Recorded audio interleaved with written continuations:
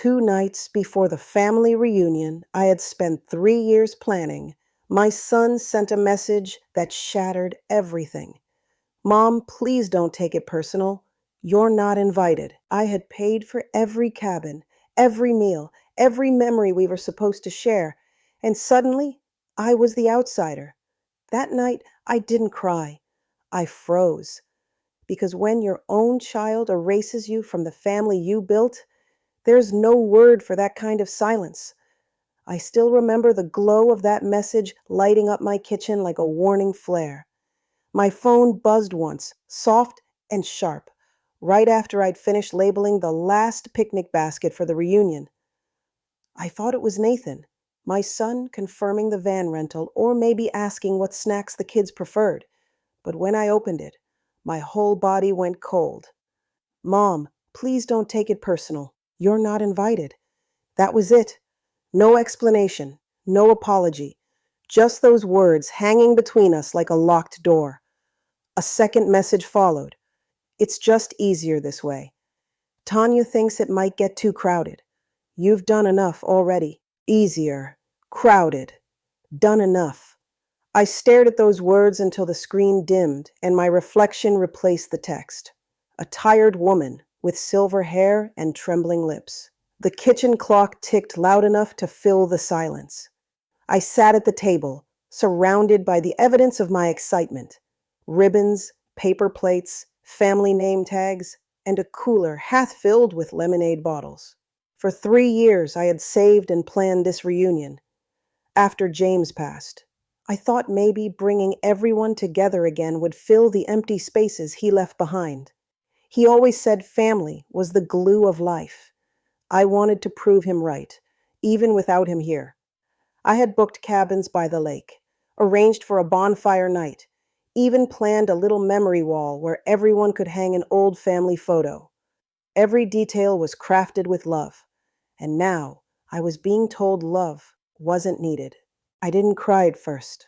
I just sat there, tracing the rim of my coffee mug, the one with the chipped handle James had given me on our 25th anniversary. The hum of the refrigerator filled the room. The smell of warm cornbread floated from the counter. I had baked it for Nathan's kids. Then the truth settled heavy and certain. They had already made up their minds. Somewhere in that decision, I had been crossed out. Not forgotten, erased. I picked up my phone, typed 3 words, "Got your message," then deleted them. I set it face down on the table and whispered to no one, "You really meant it, didn't you?" The house stayed quiet, but my heart didn't. It beat loud enough to echo through the walls of that empty kitchen. And next morning, sunlight crept through the blinds like it was checking if I was still breathing. I hadn't slept. Every time I closed my eyes, I saw the message again. Short, polite, cruel. Don't take it personal. But how could I not? There was nothing impersonal about being excluded from your own family. I poured myself a cup of coffee, though it tasted like paper. My hand shook so much that I nearly spilled it. The cornbread sat untouched on the counter. I wrapped it in foil and slid it into the freezer.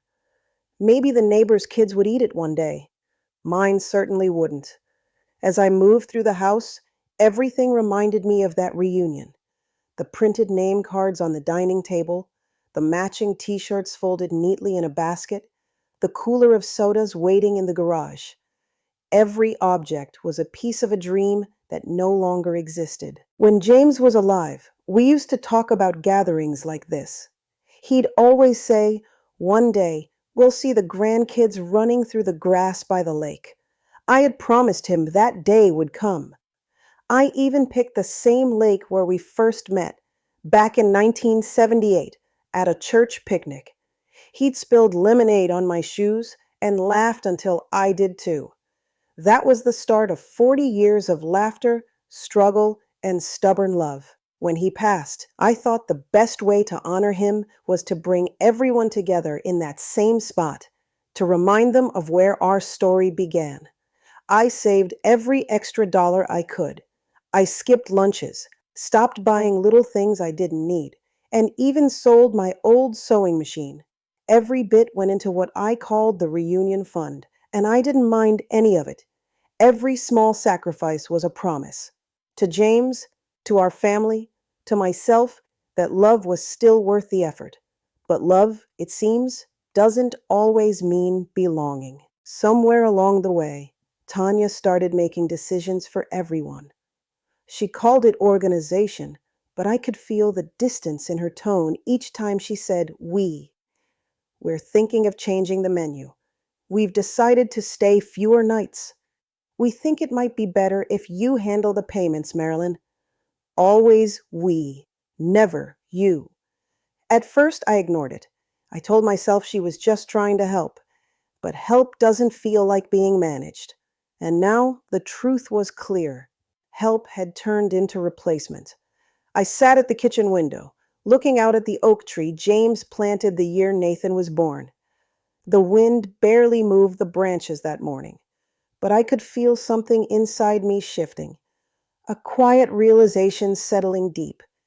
Maybe family can leave you, long before they say the words. Looking back, I should have seen it coming. It wasn't one big explosion that tore us apart. It was 1,000 tiny cracks forming over years, soft enough to ignore until they split wide open. The first one came the Christmas after James passed.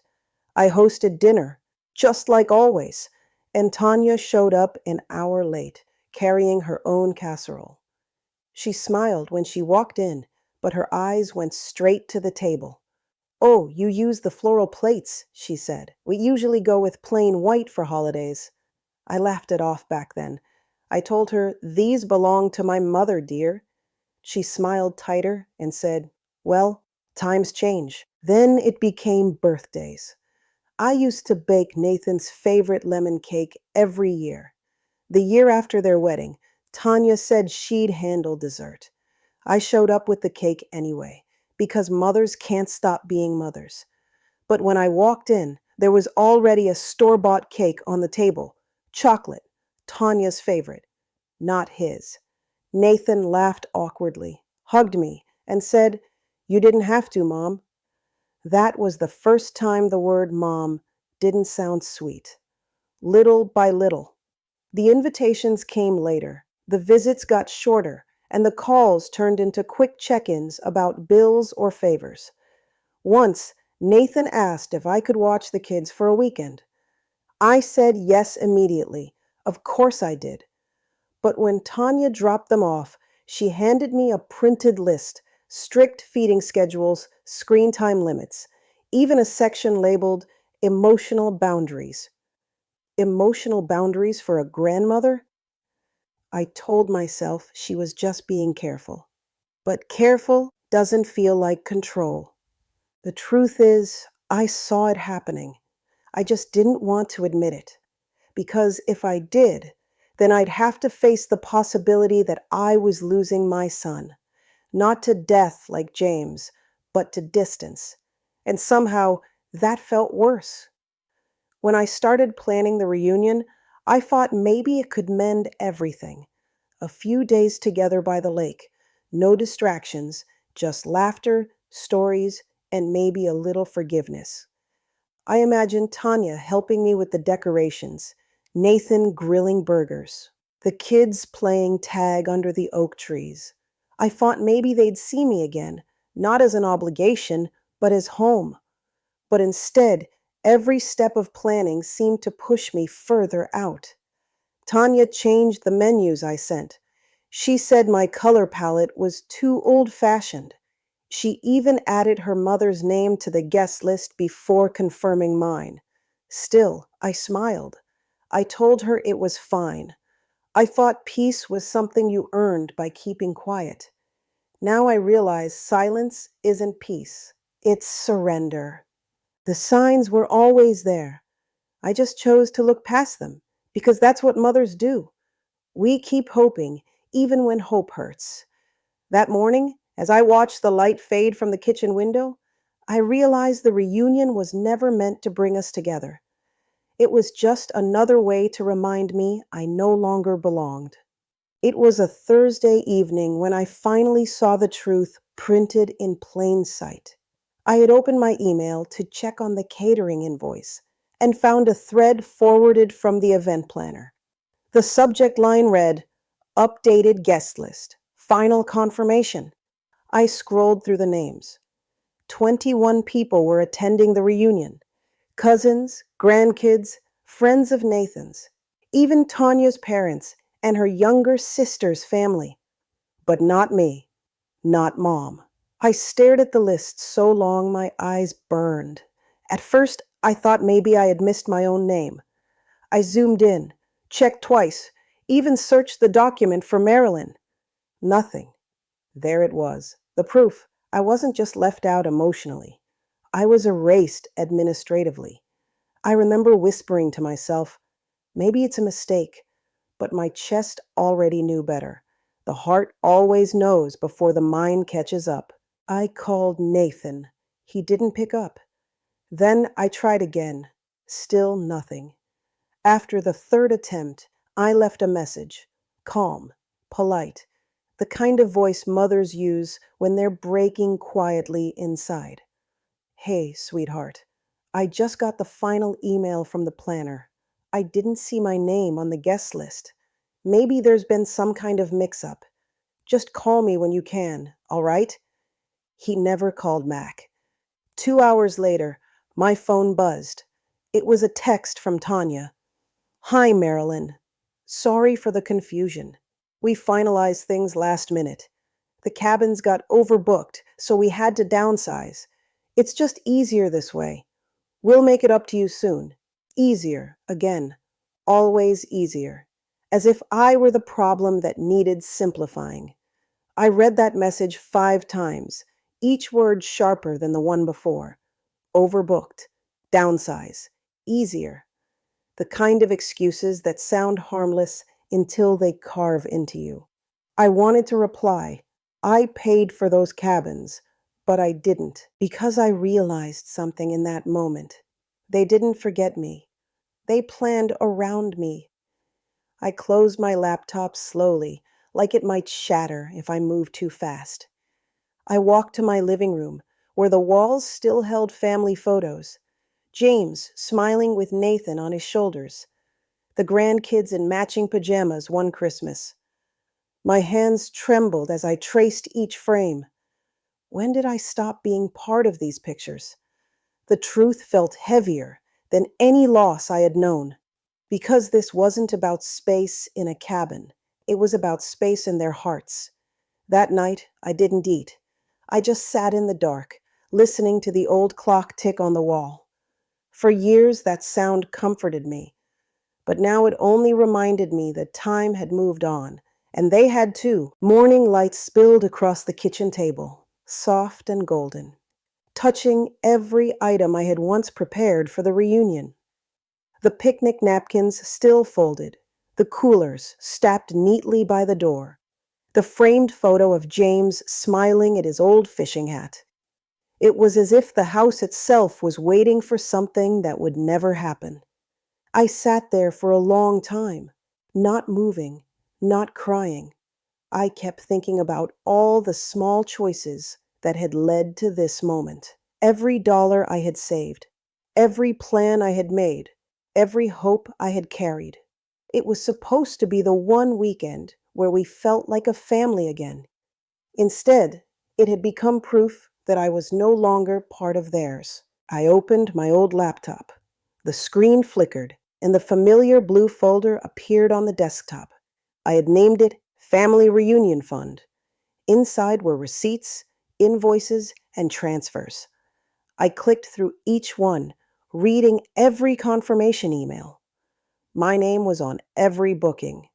The lake cabins, the catering service, the photographer, the children's activity packages, even the evening bonfire reservation, all paid by me. For a moment, I hovered over the cancel reservation button. One click and the entire trip would unravel. But I didn't do it. Not yet. Because deep down, I didn't want revenge. I wanted peace. I made a cup of tea and sat by the window. The lake in the distance shimmered like glass. It looked peaceful, quiet, untouched by human cruelty. I thought of James and how he used to say that silence was where truth lived. Maybe he was right. So I stayed silent. I didn't call Nathan. I didn't reply to Tanya. I just waited, sipping my tea and listening to the wind. Then something unexpected happened. Across the street, I saw Mrs. Coleman struggling to load groceries into her car. She was nearly 80, always cheerful, always alone. I went outside to help her. When I handed her the last bag, she smiled and said, "You know, Marilyn, I heard you're planning a reunion. That's beautiful. It must feel good to have everyone coming together." Her words stung more than she could have known. I smiled back, nodded gently, and said, "It was supposed to, dear." After she drove off, I stood there on the porch, staring at the quiet neighborhood. The wind carried the faint sound of church bells, and for the first time in days, I felt something different. Not sadness, not anger, clarity. I walked back inside, looked at the folder again, and whispered to myself, if they don't want a family reunion, maybe I'll make one that actually means something. I didn't know what that meant yet, but I knew this. I would not spend another ounce of love or money on people who treated me like an afterthought. Whatever I did next, it would be for those who still knew what family truly meant. That evening, the house was so quiet I could hear the clock ticking from every room. I sat with a notepad in front of me, staring at a blank page. At the top, I wrote one simple word, reunion. Then I crossed it out and wrote something better. I had spent so long waiting for their love that I had forgotten I still had mine to give. Maybe it didn't have to be wasted. Maybe I could get it to someone who needed it. I opened the church directory that sat by the phone. Inside were names I had seen for years, people whose stories I half knew but never really listened to. There was Alice, who had lost her husband to cancer last winter. Mr. and Mrs. Peterson, who hadn't seen their children since they moved out west. And little Grace, the young mother who came to choir practice every Sunday, alone, because her husband worked overseas. I started writing names, one by one. No particular order, no plan, just faces that had carried quiet loneliness like I had. By the time I stopped, the list filled an entire page. Then I looked at the folder on my laptop again, the one that held the reunion funds. $22,000. It was everything I had saved from tutoring, sewing, and selling old furniture after James passed. I thought of how many times I had imagined Nathan's kids running by the lake, James's. Photo on the picnic table, laughter in the air.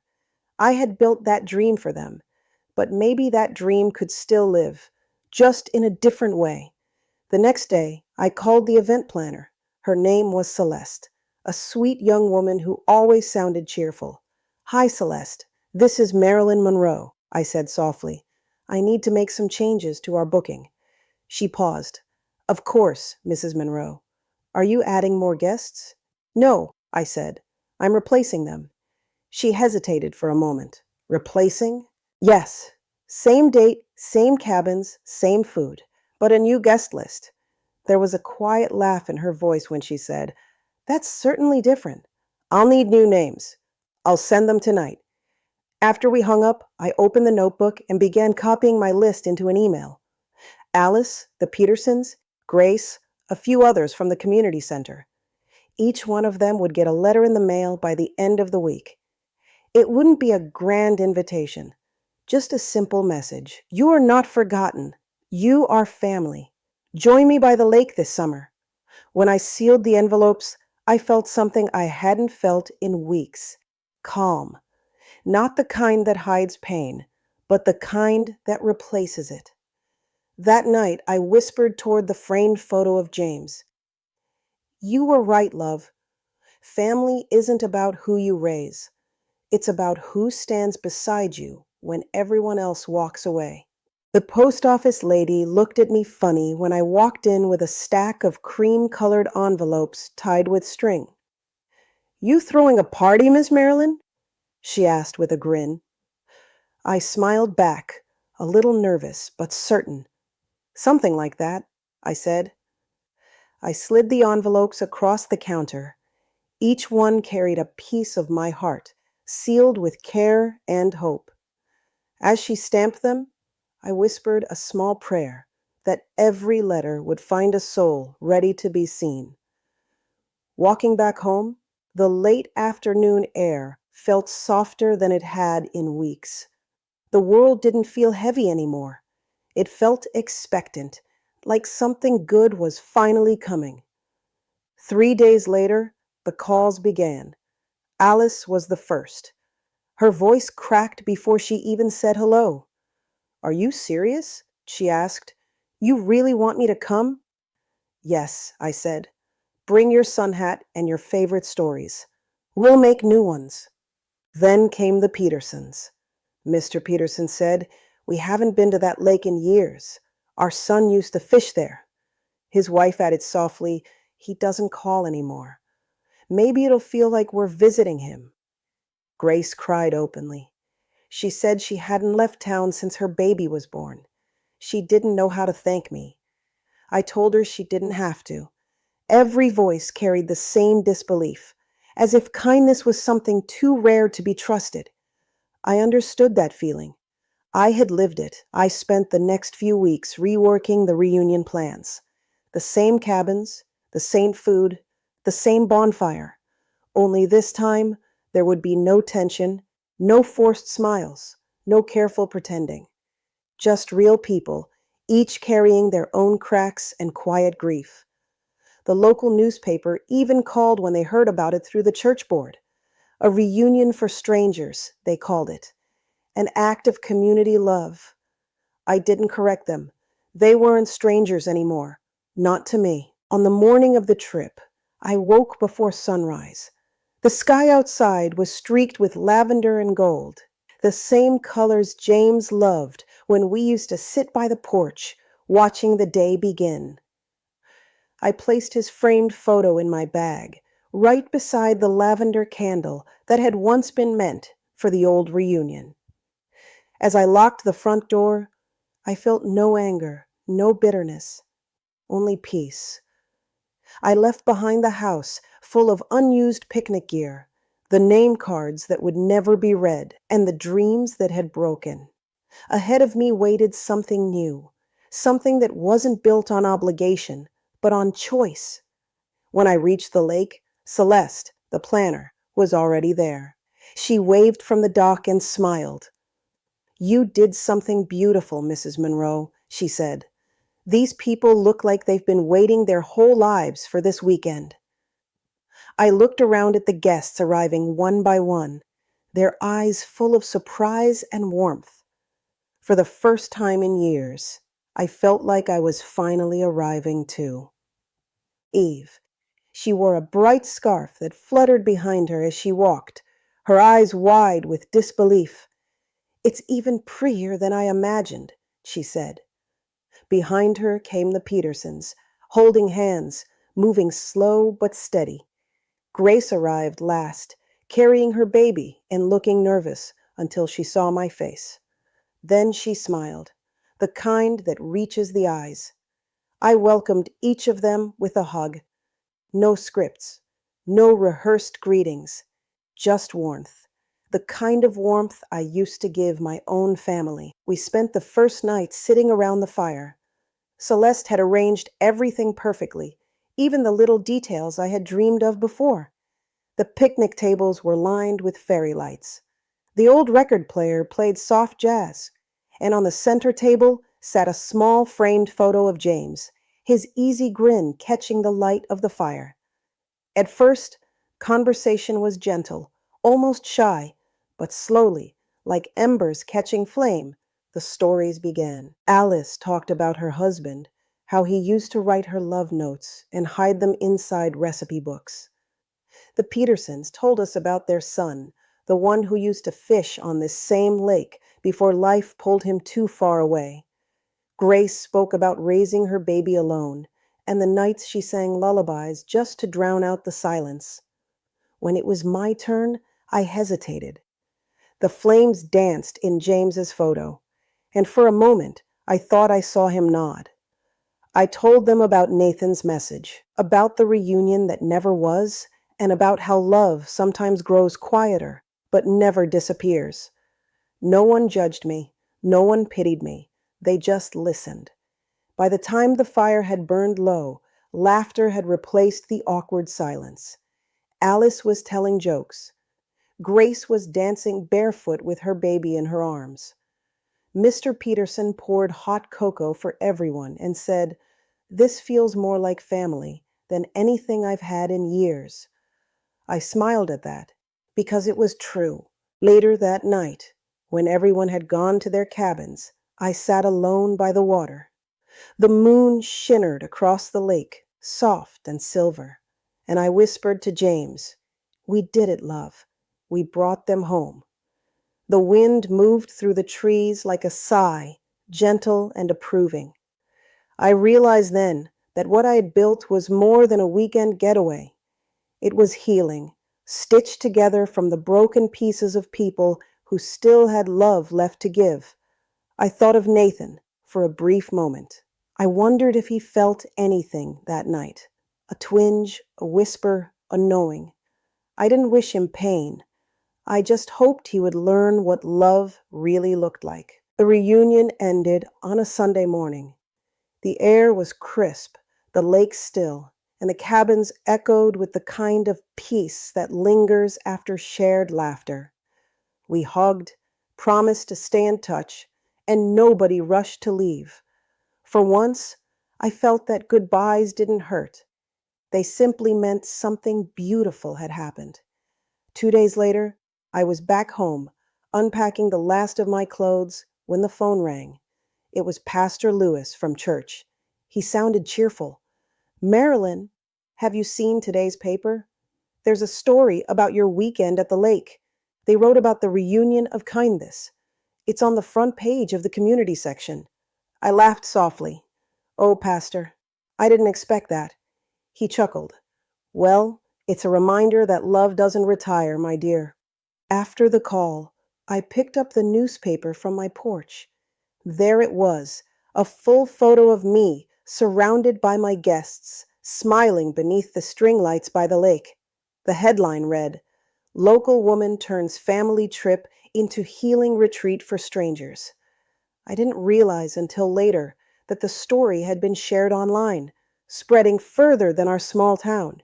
It reached people I hadn't heard from in years. One of them was Nathan. That evening, my phone buzzed with an unfamiliar number. I almost ignored it, but something made me answer. "Mom?" His voice cracked through the line, tentative, almost childlike. I stayed silent for a moment, holding the phone close. "I saw the article," he continued. "They said you did that retreat thing. For strangers?" "For friends," I said softly. "They just didn't know it yet." He didn't respond right away.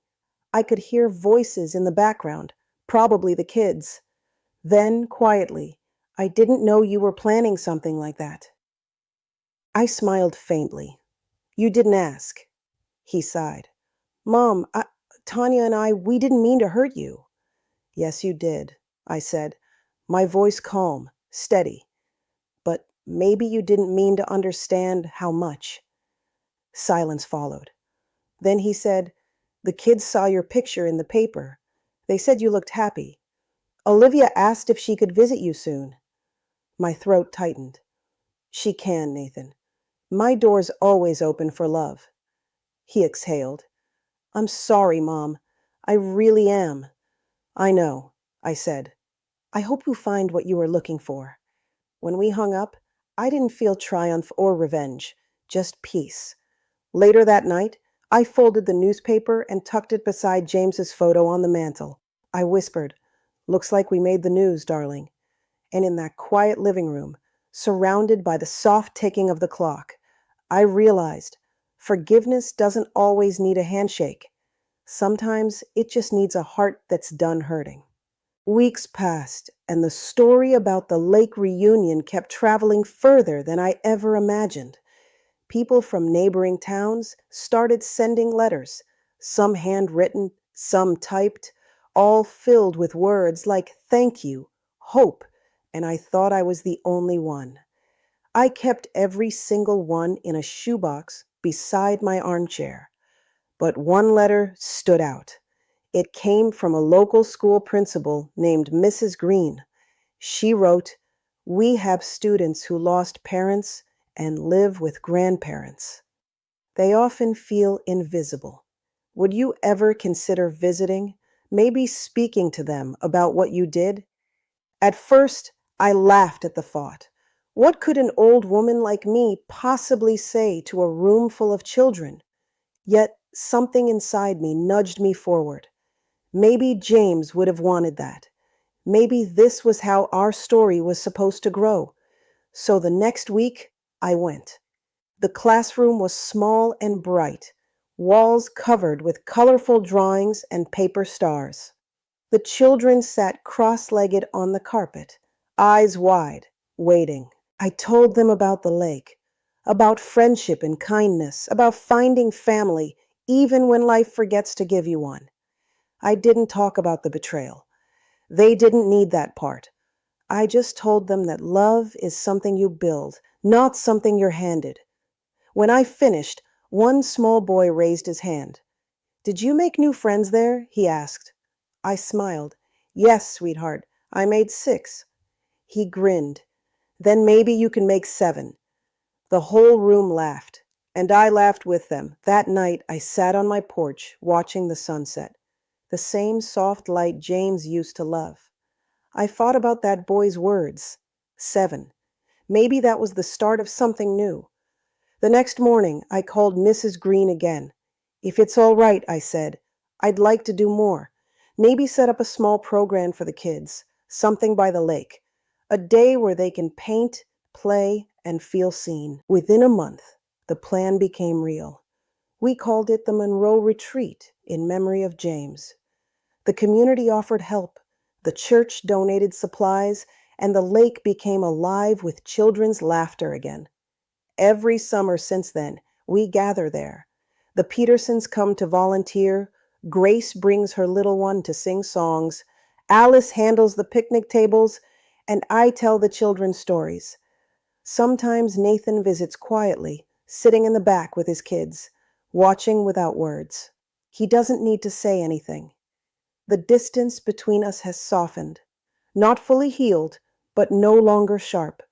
I don't need an apology anymore. The life I built after the hurt has already answered it. Now, when people ask about the lake, I tell them it started as a reunion that broke apart and became a reunion that healed. James's photo still sits on the mantel, beside that folded newspaper.